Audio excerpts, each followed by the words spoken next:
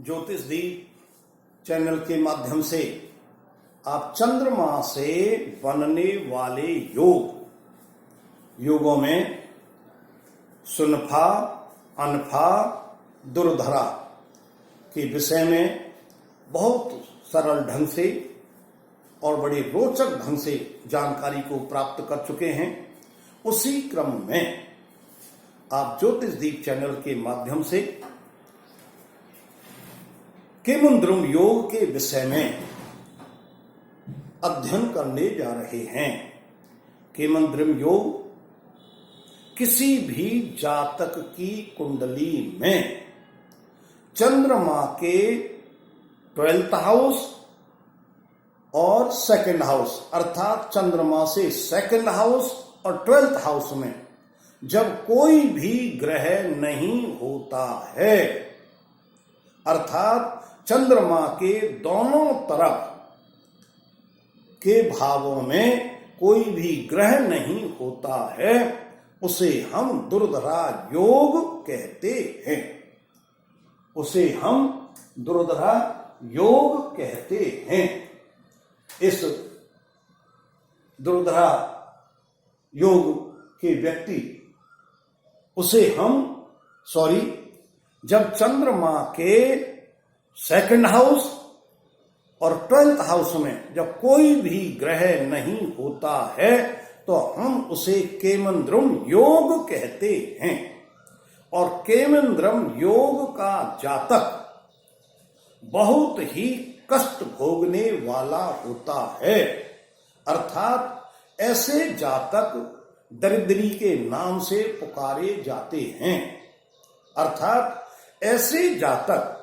जन्म से लेकर के और बहुत लंबे समय तक अनेक प्रकार की पीड़ाओं को भोगने वाले, विशेष रूप से आर्थिक पीड़ा से पीड़ित, उनके जीवन काल में धन के आगम का, धन प्राप्ति का कोई भी साधन माध्यम नहीं होता है और धन का अभाव निरंतर बना रहता है, जिसके फलस्वरूप वह जातक अपने जीवन के छोटे से छोटे कार्यों को पूरा नहीं कर पाते हैं। और जब अपने जीवन के छोटे से छोटे कार्यों को पूरा नहीं कर पाते हैं तो अपने जीवन काल में वो बहुत पीड़ित रहते हैं। इस पीड़ा के कारण से ऐसे जातक सदैव दूसरों की तरफ नजर लगाए रहते हैं कि मुझको कहां से धन प्राप्त हो। दूसरों की चाटुकारिता, उनकी चापलूसी करने पर भी उनको धन प्राप्त नहीं होता है। ऐसे जातक अपने जीवन में अनेक पीड़ाओं का सामना करते हुए अपने जीवन को व्यतीत करते हैं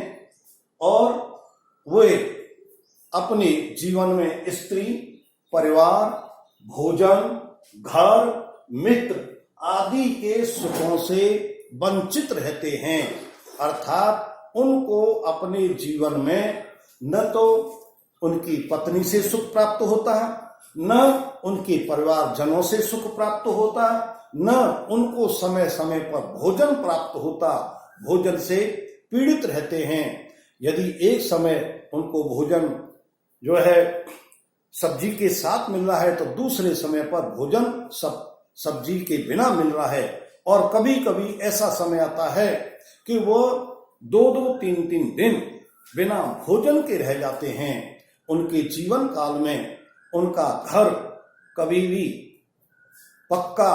या सुंदर नहीं बन पाता है। वो झोपड़ियों में और अनेक प्रकार के दयनीय स्तर के घर में निवास करते हैं तथा उनके कोई भी मित्र नहीं होता, अर्थात उनके दुखों को सुनने वाला कोई नहीं होता।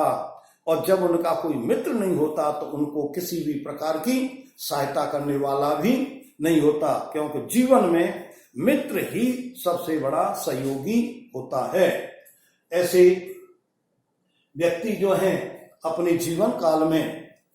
दरिद्री, गरीबी का जीवन व्यतीत करते हैं, अनेक दुखों से दुखी रहते हैं, अनेक रोगों से घिरे रहते हैं, जिनका समाधान या उपचार समय समय पर नहीं होता है और रोगों की पीड़ा से पीड़ित होकर के वह अत्यधिक पीड़ा का अनुभव करते हैं तथा ऐसे जातक सदैव दूसरों के अधीन रहते हैं, स्वावलंबी कभी नहीं रहते। ऐसे जातक जो हैं बुद्धिहीन, बुद्धि की कमी होती है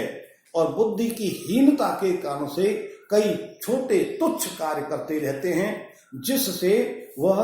समाज में, परिवार में पीड़ा का अनुभव करते हैं या पीड़ा प्राप्त करते हैं तथा ऐसे जातकों के खिलाफ अनेक लोग विरोधी होते हैं। उनका साथ देने वाला कोई नहीं होता और जब कोई साथ देने वाला नहीं होता है तो वो बहुत ही अपने जीवन में बहुत ही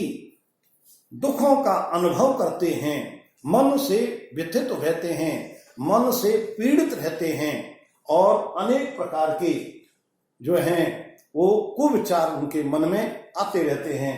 ऐसे जातकों का हमारे विद्वानों का कथन है कि इस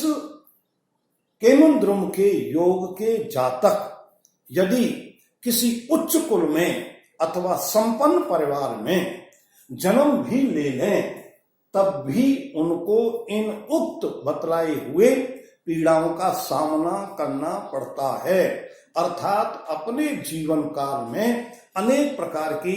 मानसिक, शारीरिक, आर्थिक, सामाजिक अनेक प्रकार की पीड़ाओं को भोगना पड़ता है और भोगने के कारण से उनका जीवन जो है बहुत ही निस्सहाय हो जाता है और वह अपने जीवन में अनेक प्रकार की पीड़ाओं को का मनन करते हुए,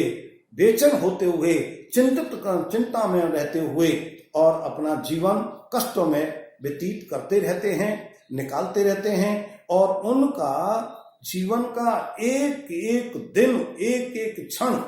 महीनों और वर्षों के समान व्यतीत होता रहता है, जो बहुत ही कष्टों का रूप होता है। इस केमद्रुम योग के विषय में आगे हम अभी फिर अगले भाग में विस्तृत रूप से फिर चर्चा करेंगे और आज आप इस ज्योतिषदीप चैनल के माध्यम से केमद्रुम योग को बड़े ध्यान से सुना, सब्सक्राइब किया और करें और इस वीडियो को ध्यान से सुनें और इसके फलित पर विशेष ध्यान दें और इस वीडियो को शेयर करते हुए इसके विशेष फलों पर ध्यान दें तो आपके फलित भाग में किसी भी कुंडली की प्रेडिक्शन करने में बहुत ही लाभकारी सिद्ध होगा। कल्याणम अस्तु।